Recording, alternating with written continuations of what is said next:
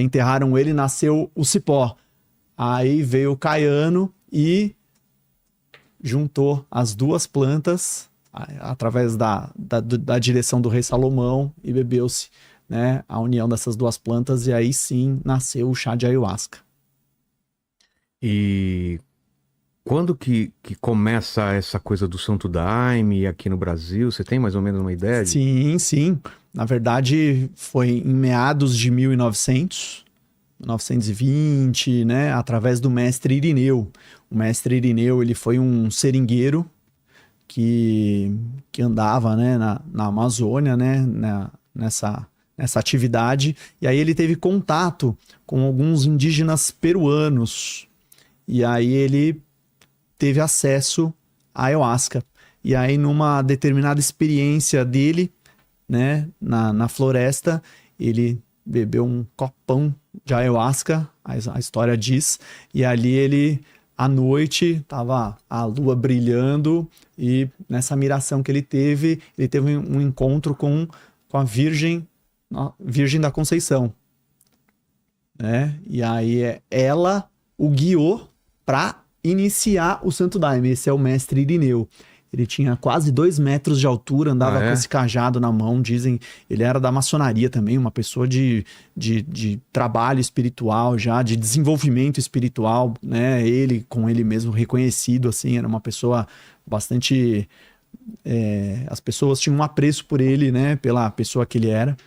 E aí ele recebeu a doutrina do Santo Daime, né, que hoje é uma das mais conhecidas, né, que a gente estava falando aqui, o que é, né, você foi abrir aqui o programa, né, o que é o Santo Daime e a ayahuasca, qual que é a diferença, né? Onde elas se encontram. É a mesma coisa que a gente falar esponja de aço e bombril.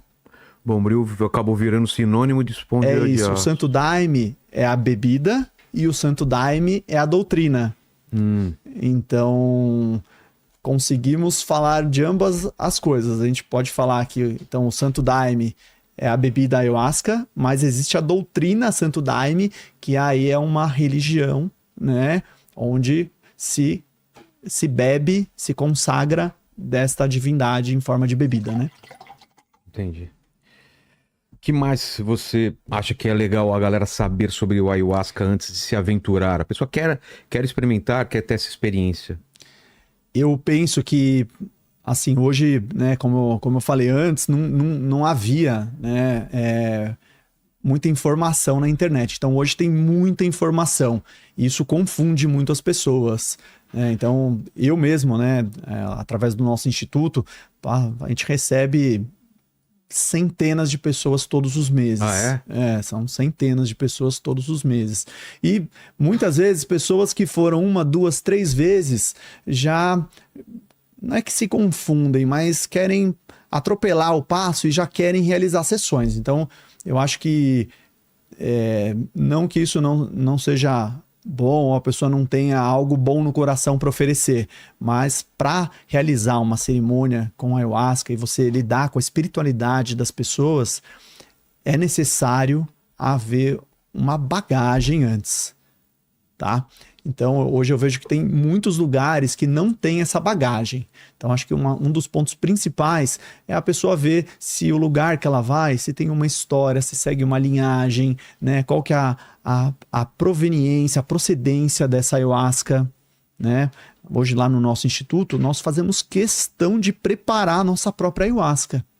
Tem lugares que compram, às vezes na internet, ou não sabe exatamente, que é muito fácil falar bonito. Você fala lá do Acre, que não sei o quê. Inventa uma história. Não, pode ser que nem seja inventado, sabe? Mas não é porque é feito lá que é bom. Ah, tá.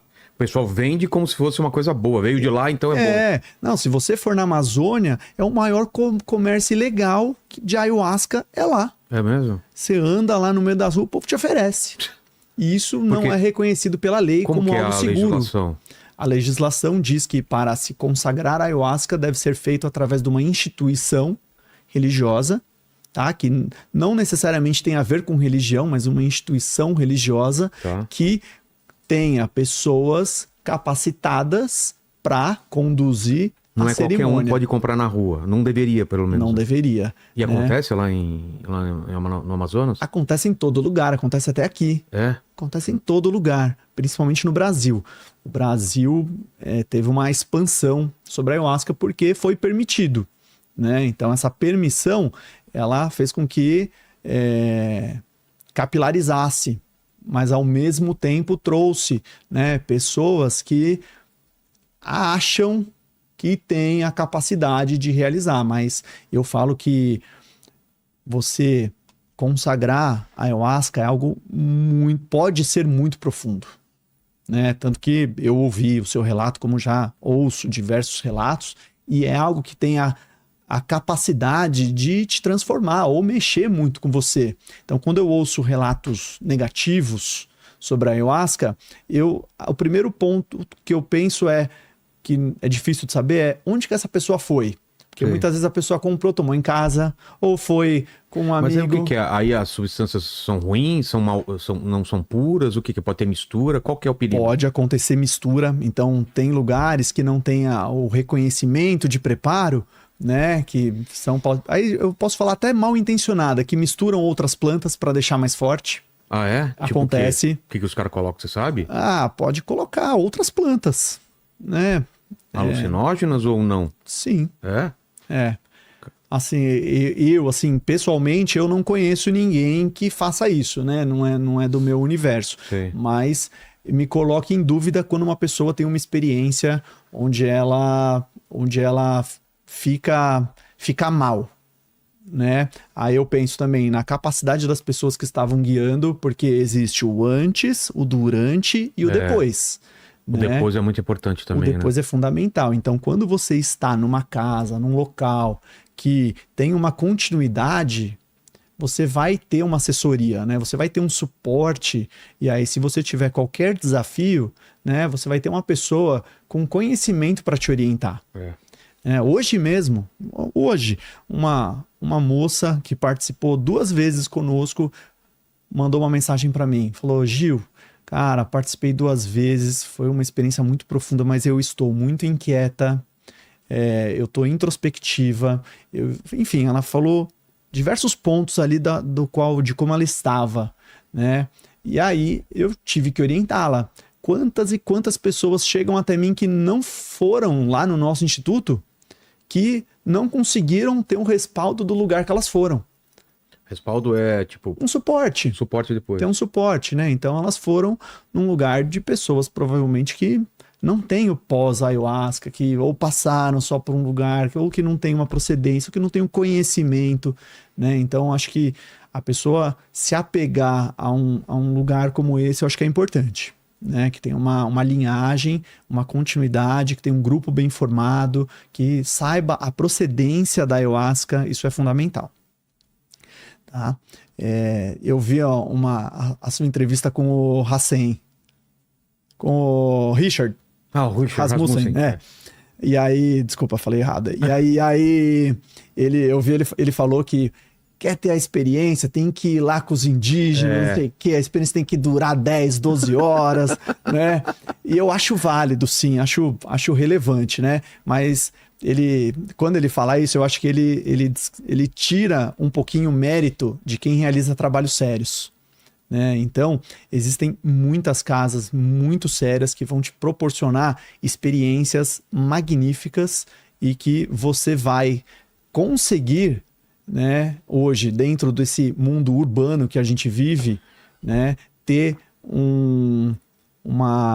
como se fosse um estudo, uma escola espiritual.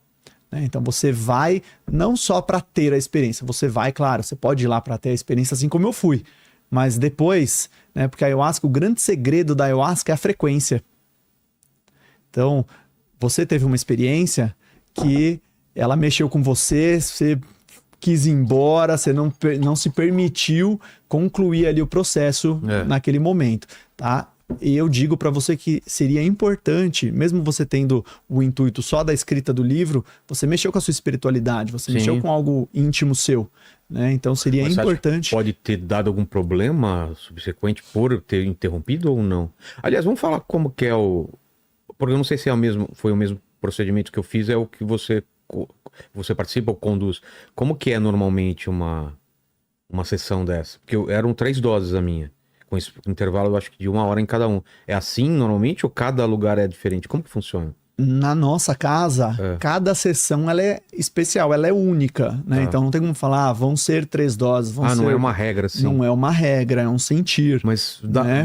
do começo até o final, como que é? É marcado um dia especial? Ou é uma vez fixa por semana? Como funciona?